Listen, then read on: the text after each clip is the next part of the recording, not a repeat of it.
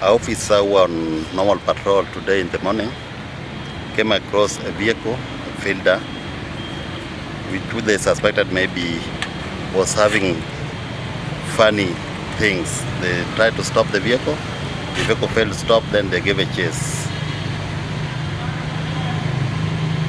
They got a chase up to near prisons where they got up with them.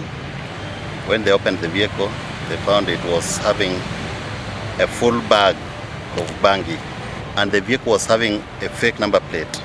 We been having a number of Bangi peddlers in Thika, and this Bangi is not just coming from around, it's coming from very far. This vehicle is suspected must have come all the way from either Tanzania or somewhere in Migori and headed way to Thika.